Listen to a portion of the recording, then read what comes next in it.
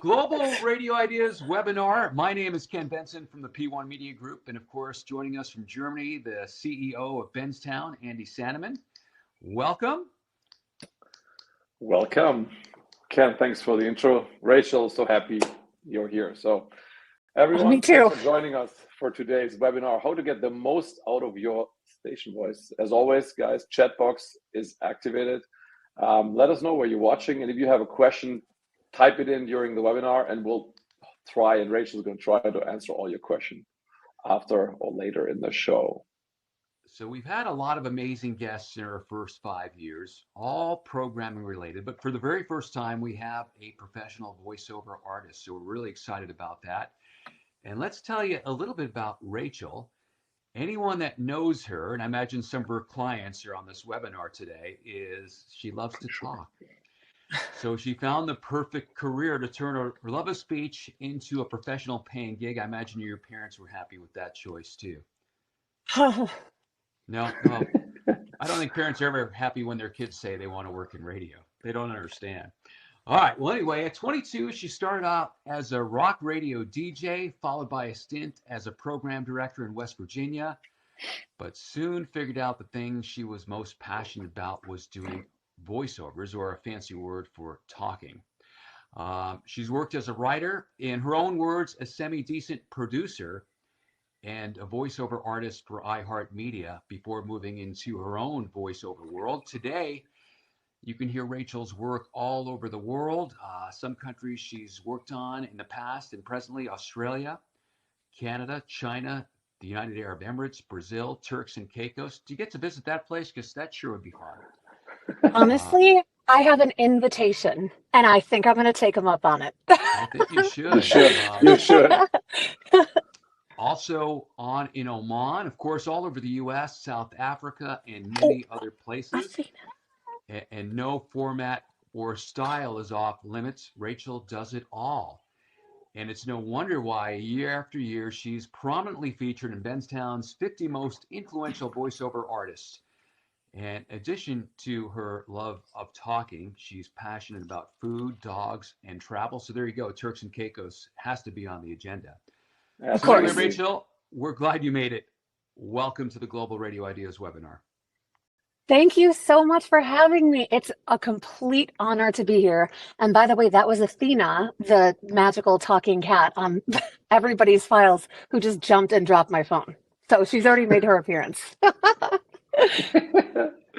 Yeah, that's a good start. I think usually we start with a question, and I think we're going to do this today as well. It's my favorite question. So let's begin, Rachel, by sharing something we don't know about you. And I thought about this for a long time, and I thought, okay, Rachel's always talking about Axel, so I wanted to ask her, who is Axel? I wish I could get him to come in here, but Axel is my dog, and I rescued his mother. She was running across my yard. She was pregnant, and she was pit bull, and I knew they needed help. And when you know better, you do better. So I raised all 11 puppies in my living room, and Axel is the one I kept. I have never known a love like this before, ever. Sounds like a song title. So let's ask you quickly about this car. Sure. So my first car was a 1976 Buick Riviera 455 V8. And imagine me at 15 and a half. It's amazing I'm still alive. Let's just put it that way. But I cruised around in that exact car that we're seeing.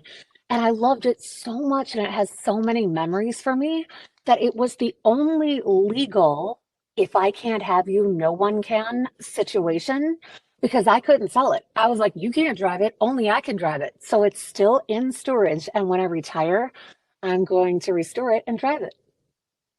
Fantastic. It's kind of a muscle car, isn't it? Oh, it gets, I believe, negative 37 miles per gallon. Something in that range. We'll let Andy do the metric change for us and let Yes. everybody in the Liters. world know. Yeah. Yeah. Yeah. All right. So, Rachel, you've been an imaging voice, of course, at a radio station, an imaging voice is probably one of the most important voices on the station, if not the most important, because it's on the air 24/7. You've been doing this a long time. You work in all formats, markets big and small, and all around the world. You've been a program director. So in your experience, and I imagine we have a lot of programmers on today, we have voice people and others, but what is the ideal relationship between a voice talent like yourself and the program director in the radio station to get the most out of the voice? Well, Ken, when you get to know your imaging voice, you figure out what they can and can't do. So my number one tip would be to lean into your voice person's strengths. Don't have someone like me be a carnival announcer or someone who isn't suited for that. Lean into what they're really good at, because the best imaging pieces that I've ever had have been when the producer or the PD says to me, while I was writing this, I heard you saying it in my head. That's when the magic happens. And as far as communicating with the program director or the architect at the radio station that's writing, the words for you, should there be a regular dialogue? How do you get to know that station and program director and where their head's at and what they really want you to do for them? Well, as everyone knows who's on here, I don't talk on the phone. Even my voicemail says, "Hey, this is Rachel. I don't talk on the phone, but I text like a boss." So for me, the phone is a deal breaker. No dialogue. That's not how I do it. What it is I've been doing this for so long, and I just know I was born to do this gig, right? So when you send me copy, there doesn't need that. We're going to get into this in a different question, but there really shouldn't have to be any dialogue at this point. I just get it. I mean, I'm sorry if that sounds like I have excessive hubris, but I just do. I just get it. I don't need that. Right. So if I'm programming a rock station and the previous voice session is, let's say, a soft AC, you just switch gears and you're doing it with maybe a little more attitude or. Yes, that is absolutely right. I have learned how to go from CHR to country to AC. It's just a switch that flips in my head. Now, if I have two rock stations in the queue and then an AC, I'll do the two rock stations back to back because I'm in the flow. You know what I mean?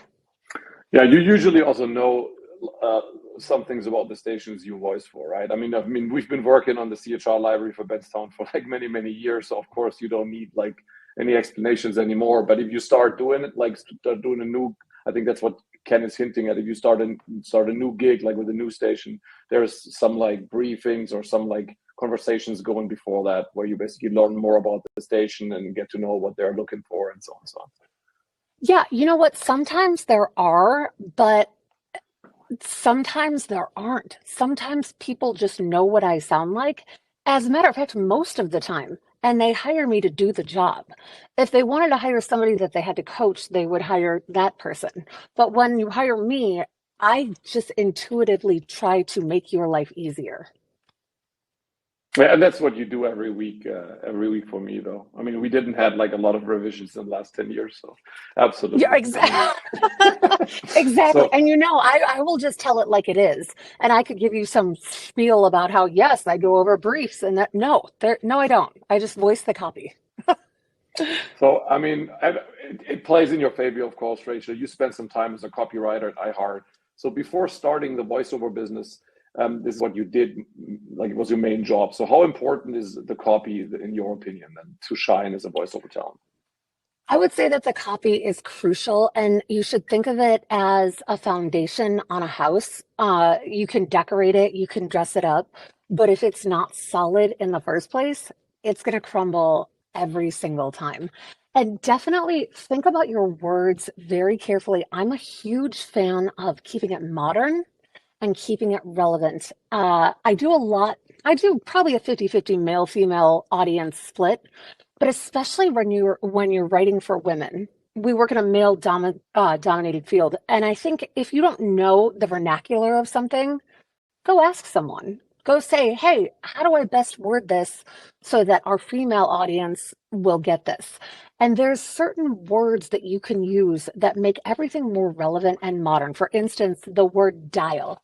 When somebody makes me say the word dial, I want to jump out the window because a lot of our audience don't even have a dial. They've never seen a dial, they've never heard of a dial. So now you've already lost them before we even started. So definitely focus on the small things and the whole thing will just light up. I mean, speak basically like your audience is going to speak, right? I mean, that's kind of like be conversational. That's yeah. Yeah, exactly.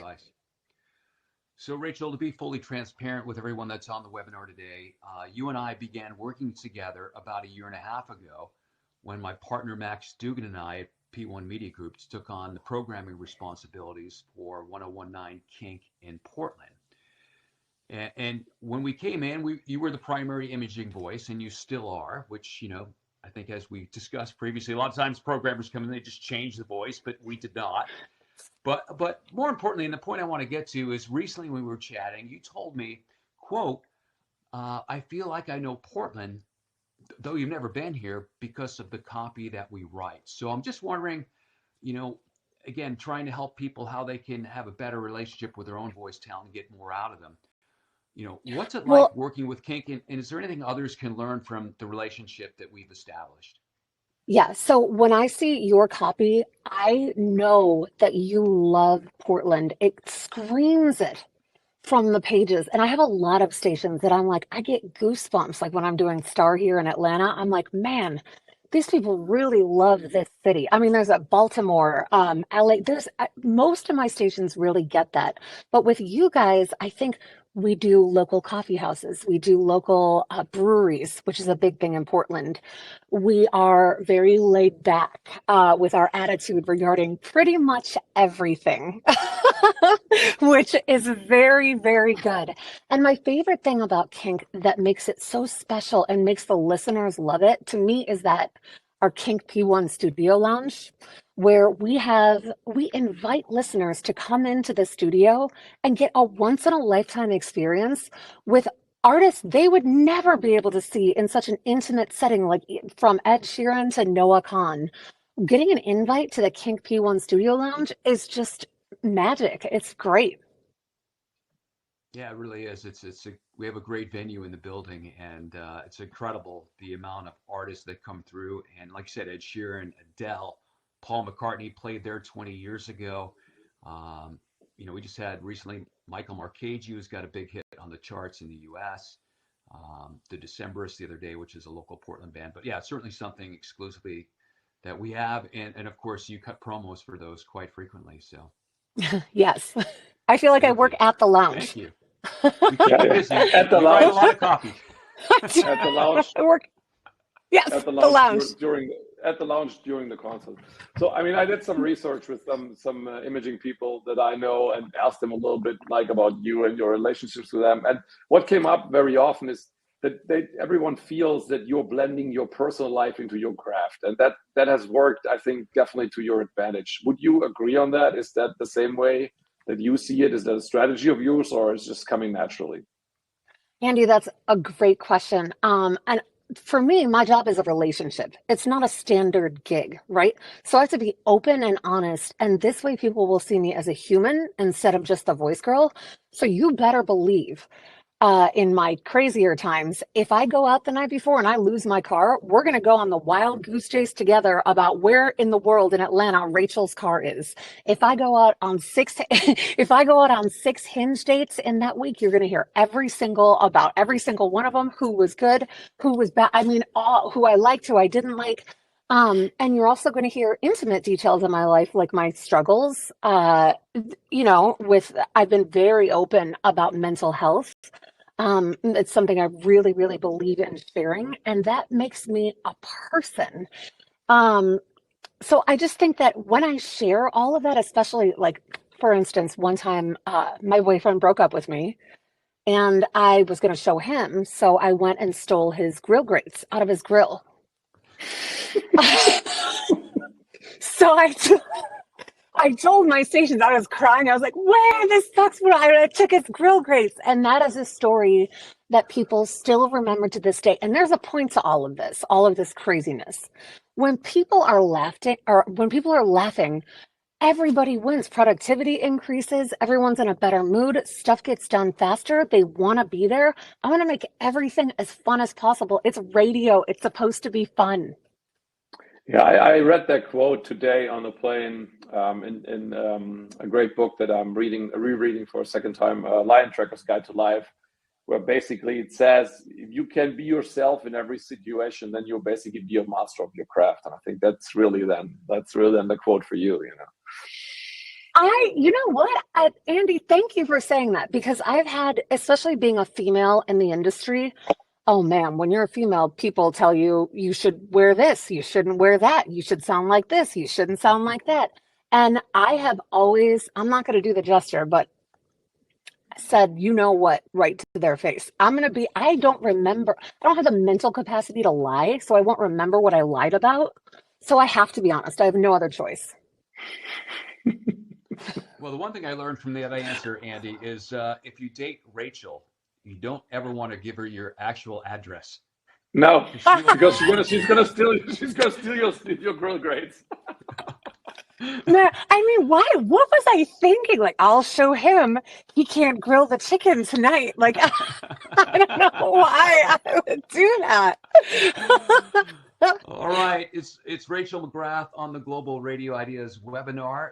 If you have a question, please put it in the chat box. She's going to take some questions near the end of the show and hang around and answer them all only as she can. So thanks for that, Rachel. One thing we wanted to get to is you explained to us as we were preparing for today's webinar is that you have a nonconformist view on giving your station voice direction. What does that mean, and how does that apply? Okay. Now, I know this is going to be a far reach for people who really know me, but imagine if your favorite band were, I don't know, Guns N' Roses, and your partner, who you've been with for 2 years, who really loves you, who knows you in and out, they come home on your birthday with an autographed picture of Eminem. Wouldn't you look at them like they were absolutely insane and off their meds? Here's the thing. When you get to know me and you write copy for me, there's no reason I should have to remind you of what I sound like, or you should have to remind me what you want. That I know we're in a relationship. I know exactly what you want, what you need before you need it. That's what comes with building that relationship. In today's radio era, everybody has 48,000 jobs. If you're having to give your voice person direction every single time, or even sometimes, that's just one more job. I am here to make your life easier. And so I think if you're giving your radio person direction a lot, you got the wrong voice person.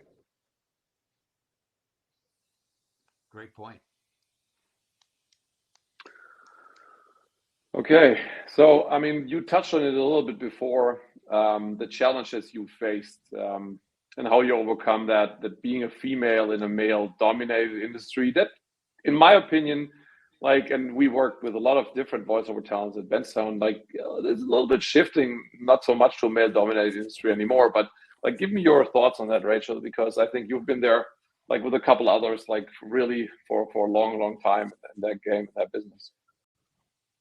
The greatest challenge I faced early on in my career, not so much anymore, I still deal with it from time to time, but it was the archaic idea that a female should be some shadowy, secondary, echoey voice. And back in the day, I had to take secondary work just to get to where I am. But I have to say, I've faced it and dealt with it. And, people want to pay you less. I still deal with people wanting to pay me less just because I'm a female. That is absolutely insane. But back in the day, people would hire you and it would be normal for them to say, oh, well, aren't you just glad to be here? And I'm like, no, you're using me wrong. I would scream through the rooftops. I am not your secondary voice. I don't want to be your secondary voice. If you're using me as a secondary voice, you're not getting what you pay for. But I do have to say, I have worked with some incredible men and women who had the foresight to see where the industry was going and hired me way back in the day before there were a ton of female leads. And you know exactly who you are, and thank you. You're welcome. By the way, at KINK, you are the primary voice and have been. And our secondary voice is a male who's very, very good, John Frost. Of course, probably a lot I of love people know him. him from Of Los course. Angeles. And He's great. you work really well together, even though you never record together or in the room when it's put together. But it works. It's We magic. get along really outside of work. I'm friends with his wife, and I've been friends with him since forever. I mean, we get in a room together, and it's nonstop giggles. Right. Fantastic. So next question. I imagine there's some people watching today that are saying, I've thought about being a voiceover artist. How would they make that leap from, let's say, a radio announcer or a programmer into the world of voiceovers? This is a really tricky one, and here's why. I hate to come off sounding like a pessimist because I'm probably the biggest optimist there is. I've had to be to stay alive, right? So it's just in my nature to be optimistic about things. But the reality of voiceover right now is that everybody thinks that they're a voiceover artist. And it's changed a lot over the years. Even in the past 10 years, the landscape has changed so much. Oh, I just lost my earpod. The landscape has changed so much. Now, do I think that if you're really good and you really believe in yourself, you can do it? Absolutely. The key piece of advice that I would say is to know going in that there are a lot of other people doing it, far probably hundreds of thousands more than before. And there was a recent survey conducted asking people who thought they were a full-time voiceover artists how much they made a year, and it was less than $8,000. So you have to be prepared for at least the first 5 years to have another source of income. But if you beat down the doors and you really believe in yourself, and again, sound like yourself, you can do anything you want. Plus, you should have like an okay voice if you want to do the job, right? I mean, yeah, honestly, I hear all kinds of people now. It's basically the key is to sound like yourself. I mean, definitely it's changed. So you don't have to have some kind of special voice. I think you just need to be good at being authentic.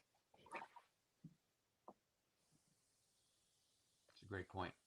So I think that's a good lead into, maybe the elephant in the room, right? Yeah, I'll take that one. I had like a lot of heated discussions, about AI the last 2 days in Lisbon. So obviously, like everybody has a plan and a thought and an opinion about AI. I'll just want to clarify right from the start. We are not opposed against AI or like having a bad like feeling about it. On the other hand, we're not like super fans that would like go around the corner like without looking at the legality of things. So whatever you guys do, no matter what you hear now, please make sure you spoke to someone who is legally like consulting you and you do the right thing. So let's talk about AI. How will that change? Maybe people are going to start then all after this like cloning stuff, so on and so on. So how will that change what you do and what stations do, and what for most of the time, like what the work of the voiceover talent will be different with AI? Like, what do you think? Like, what's your take on that, Rachel, in general? Well, first, I want to say I'm incredibly blessed and grateful because I have awesome agents at Atlas Talent who protect me. I don't even have to think about it. And they have, written into all of my contracts clauses for AI. They think of everything, right? So I'm protected there, thank goodness.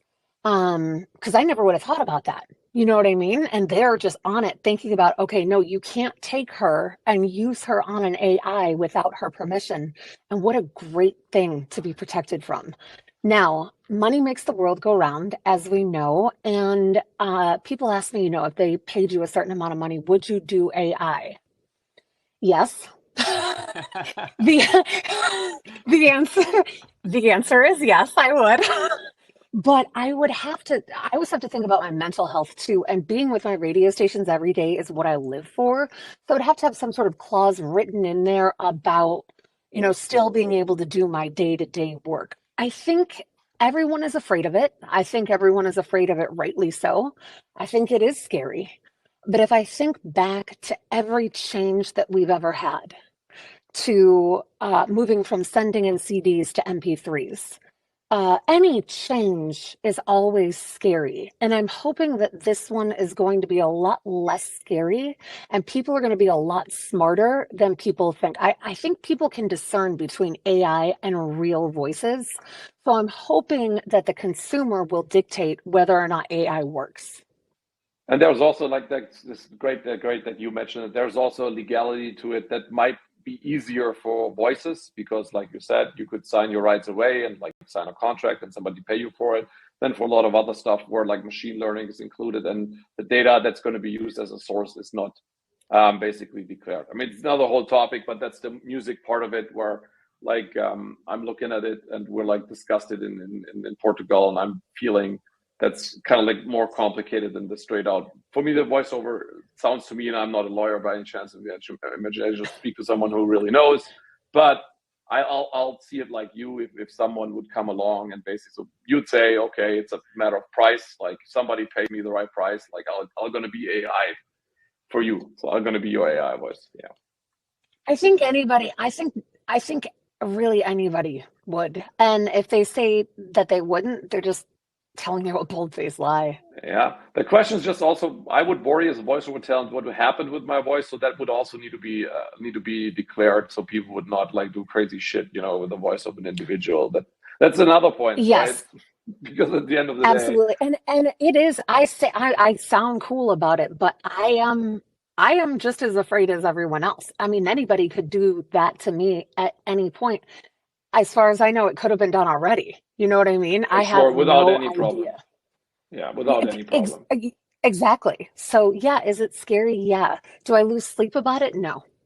Yeah, and you shouldn't, I think. Okay, I have a question for Rachel. Just type it in the chat box. We'll get to those in one moment.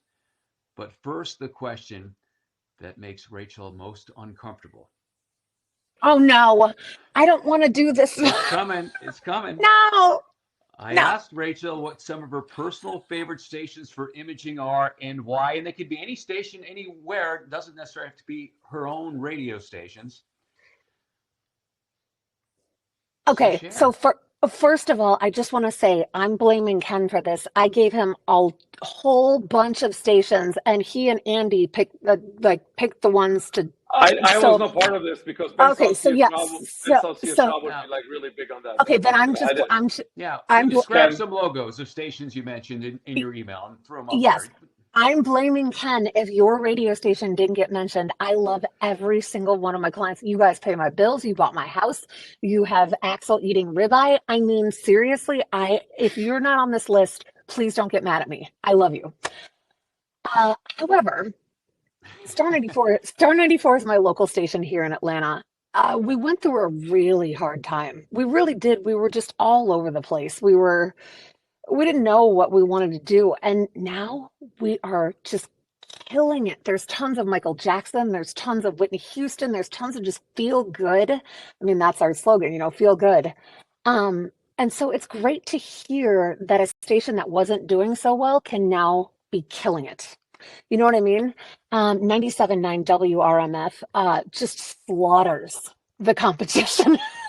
I mean, if there were a slaughter rule for radio, 97.9 WRMF, it would be imposed against them because they just absolutely kill it.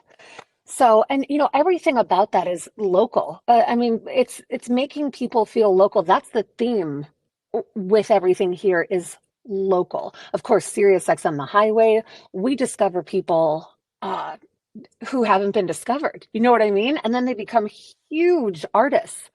I'm on the One Country app. That's unbelievable. All of my iHeart Country stations, they just kill it. They all absolutely just kill it. And I think it's because we know that the music is the most important and sounding local. Well, let me follow up because you did mention something as we were preparing for this about one of your stations, and it's High FM in Oman. And you said, tell me about that station. Well, I got an email from my agents, and they were like, the subject line said, High FM Oman. Don't worry, we had to Google it too. So nobody had heard, we didn't know where this place was. We were like, what is Oman? And then all of a sudden, I'm the voice of High FM radio in Oman. So it's run by a bunch of expats from, it's Robin Banks and Johnny, and they're from Ireland, England, and they've got this like awesome, really highly rated radio station in places Oman. It's just so random. You know what I mean? Yeah, it's pretty fun. Like, you never know where this job is going to take you, right? And it's taking you to all corners of the earth. Exactly. Yeah. Great. Andy, any questions? Yeah, obviously, I think for a lot of females, and I don't want to sound cliche here, the start in a voiceover business being a quite technical job, was that difficult for you? Like, can you take the females if they want to basically do that and have a great voice and they really like tuned in? Can you take the fear away, like setting up a microphone, buying a preamp, all of these things? It's not as tough as they would think. Like, how did you do that back in the days? I did it because I asked a lot of questions and I worked at a radio station. I have said this many times. I cannot imagine getting to where I am if I had not worked in radio for so long. I had the iHeartMedia production forums where I met some of my best friends. If I had a question, there was always somebody to answer. I had engineers, other producers. Everybody was more than willing to lend a helping hand. So now I can just do it. I would say if you don't know how to set up a preamp or a mic cord or whatever it is, join a voiceover community and just ask. And 9 times out of 10, people are so happy to just lend a helping hand. It's great advice. Rachel, question comes from Ray Mute. I've said that right. What do you consider when you negotiate how much you're paid at whatever station? And he's assuming That each is an station excellent. pays differently. So Yeah, that's an excellent question. And you'd have to ask Nate or Lisa at Atlas Talent because I have absolutely no idea. They keep me. Rachel is focused on the craft. Yeah, I do not talk about money. As somebody asked me last night when they found out I was doing this, they're like, "Oh, we're going to watch. Do you know what you're getting paid in this market?" And I laughed and I said, "I have no idea." I really have, because I'm not doing the stations I don't get them in a line and say, "Oh, well, this one pays me this much money, so they get to go first." That's not how it works. Everybody it felt gets that way treated equal. for paying the least, but yeah. Oh, yeah, right. Everybody gets treated equally. And the only thing I won't stand for when it comes to money is, let's say that I'm in a 50-50 split on the station. I will not get paid less than the man. No. Okay, gotcha. By the way, KINK, you do get paid more than the man. Just so you know. You said it, I didn't. Okay. Next question comes in from Susan Wise. Can you talk more about marketing yourself? Yeah, okay. I'm lucky. I have never once advertised in my entire life. And the only reason for that is not because I'm riding around on some magic carpet somewhere. It's because I worked at iHeartMedia. When you worked at iHeartMedia back in the day, you had contacts coming out of your you-know-what.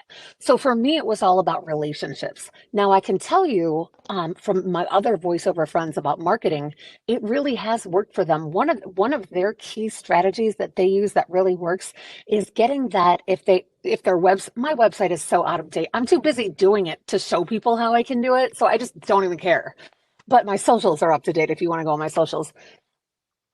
People have a lot of good luck with getting their Google like keywords in order. And the Google people can help you with that. Like, let's just say if somebody searches voiceover artist, you can make it so that you come up as one of the top 3 or 4. That's an unbelievable tool. Do you know how many people Google just voiceover artist? What did you get jobs outside of the business through the marketing? And we don't want to call it advertising because obviously you never advertise yourself, but you still did great marketing on social media by just being yourself, which obviously works the best. So have you ever had success like through like Google, like people found you, like didn't know you before, and then you got like a gig maybe somewhere else than radio? Did that happen? Yes. Well, yeah, Yes. I actually just did a video game. Somebody found me through my website, and again, I don't market it, but they just somehow it popped up there, and I did a video game where the people, the pe- it was like big muscular women like flying through the air, and they were just like having a fight and shouting things at each other. What a random job. And I'm also the voice of a micro welding company called Sunstone Welders. Never in a million. I'm like, how did you find me? He just found me through the internet, and I've been their voice for probably like, I don't know, 10 years now. So yeah, all these random things just come out of nowhere. So if we sum up, the marketing is then basically be true to yourself on socials. Try to get into Google AdWords, Google in the tag optimization if you know someone, and then Yes. just wait for the good things to happen. And plus, I And think you always have been like a relationships person, right? I see you, they, I see you interacting a lot of times, and I think that's also something you're really good at. So I think the personal relationships is also something in that business that if we talk radio and all that keeps that going, like I think big time. So the you're next right, question, exactly right. Radio imaging is different than any other kind of voiceover. gotcha. So one day, you ever think about doing animation or animated television or cartoons? People ask me that all the time, and no, that is not next for me. Life was lifing me for the past couple years, so I really just had to focus on my radio clients and, putting one foot in front of the other. But I'm feeling great these days, and what I'm going to do is go back to on camera. So don't get me wrong, I'm not leaving my clients or anything like that. I love them. I'll be with them for as long as they'll have me, and they'll always come first. But no other kind of voiceover is next for me. On camera is next. Okay. Okay, Well, so Roxanne Steele comes in on a Q&A only, and that's something I think we missed in that preparation. It's kind of like a delicate topic because a lot of the VO people talk about it. What is the best way to go about getting a VO agent, and is this needed to get you to the next level? Oh man, should I tell this story or should I not tell this story? I'm tell going to the keep the story. story. Okay, fine. I'll tell you the story. And it's so funny. When I was coming up, I was going to sign with Atlas Talent no matter what. Atlas was the boss. They were the best of the best. And I wanted to be I would have learned how to do a back handspring. And I'm almost 5'10". So that's a big deal for a girl like me to be doing any kind of gymnastics. But I would have done it to get with Atlas Talent, right? So they would not sign me, would not sign me, would not sign me, would not sign me. So I did a little dirty and I went to a different agency, got a contract with them, and then brought the contract to Atlas. And I was like, you still don't want me? And they signed me the next day. I like that. Good move. Yeah, It worked. so the point of that whole story is that, and now Atlas is my family. I love them. So the point of that whole story is it's really hard to get an agent. You need to do whatever it takes. My friend Forrest, rest in peace. He got every job he ever wanted. And I was like, how? What were you doing? He's like, one time they wouldn't listen to me. They just would not listen to my demo. They didn't understand how much I wanted to work there. So I sent the guy a pizza. And in the pizza box was a note, like he tipped the delivery driver to put a note in this pizza box. Please listen to my demo. And that's how he got the job. You have to be able to be willing to climb a fence, send a note, send a paper airplane, whatever it takes to get it. Because remember, there are so many other people trying to get it. Be different. Do something wild to get noticed. Yeah, I agree with you. And I secured a PD job that way one time as well. So it can work. It will set you apart from the competition. So good That's advice. awesome. Next question, Randy Hendricks. He wants to know, what was the very first station you were the voice of? Randy Hendricks. Hi, Randy. Um, the sorry, I really do love all my clients. The first station I was the voice of, God, I would say, well, I learned that I wanted to be a voice person in Parkersburg, West Virginia, but I was the PD there, and it only lasted 4.5 months. But I actually voiced there now for pop radio. The first station I voiced, I've never really think about this. I think it was the Groove in Atlanta when I was the imaging producer, just learning how to do it. So I think it was the Groove in Atlanta, which is now defunct. It doesn't exist anymore. But thankfully you do. Yes. All right, Andy, one more question and we'll wrap things up. Okay, question from Chris. Outside of any form or media or cooking, what would your dream job be? Wow. From any media or cooking. This guy knows me. I don't recognize it's Chris. Who's Chris? It's a question from Chris. That's what it says. Okay. Well, Chris, if I know you, hi. I need a last name. Yeah, a writer. I absolutely love writing. And when I retire, I already know I'm definitely going to write a book. So if money were no thing, I'd be a writer. Writing is absolutely so fun for me, which I know most people are like, oh my God, what a boring thing. I love writing. The second thing would be anything with animals, like to work at a zoo with like big animals who could kill you. Oh, that would make me so, because I love pit bulls. Not that they kill you, they're very misunderstood, but anything with animals, I would die to do. Fantastic. Well, Wonderful. Rachel, thank you so much for being on the webinar today. We do appreciate your time and your great insights.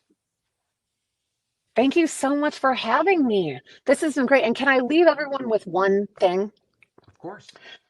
I just wanted to say to all of my radio people, these are unbelievably challenging times that we live in right now. And cancel culture, love it or hate it, I'm not giving my opinion on it, but it's here. And I really think that it's contributed to the delinquency of creativity through no fault of anyone. So I just wanted to say to you, if you're in radio and you're thriving, you deserve a popsicle, because everybody's scared of what to say. Everybody is freaking out. Everybody's just working off of fear now. And if you're still somehow making it work, you rock. Fantastic. You can see Rachel's contact information on the screen. Feel free to check out our website or follow her on social or send her an email. And a big shout out and thank you came from Jessica Mars. Rachel, I'm such a fan of yours. Thank you. Oh my God, we're friends on the socials. And my favorite thing is like connecting with other women in radio. Like any questions they have or whatever, I'll always answer. So hi, Jessica. Well, thanks again for being on. And I want to thank Robbie, our producer, who puts this all together. The video will be posted tomorrow at the P1 Media Group website, also on our YouTube page in Benztown. So feel free to watch it again, share it, check it out. We're working on some great guests for the remainder of the year. And of course, if you have any suggestions, feel free to get in touch with us. You can email us anytime, ken@p1mediagroup.com or as@benztown.com can get you to us. And we'll try and track some great guests down as we continue in season number 5 right now. Andy, anything to add? Well, it's so hard for me to add anything to your professionalism, Ken. I mean, you said that so beautifully. It's so tough for me. Like I'm just coming off like, yeah. Thank you, everyone. Thank you, Rachel, for making that work for us, and then be later because I was late today because my flight came in later. I'm looking forward to Monday to get your copy again, and to I bet a couple other people's too. So on that webinar, thank you for being here, Rachel. I appreciate thanks, you. everybody. I love Benztown. Thank you, Andy. And we'll leave with a quote from Neil Sharp. Thanks, Rachel. You rock. Oh my God, Neil, thank you so much. This has been so fun. I want to do it every week. If you have written your book, Ken, I'm going to invite you. Yeah. We'll just have your Atlas agents call our agents, and we'll try and work something out. Yeah, exactly. Oh my God. But it won't be a 50-50 split. No. I love it. All right. Thanks, Rachel. All right, bye, guys. everybody. Thanks, Thank guys. you. Bye-bye. Cheers. Bye.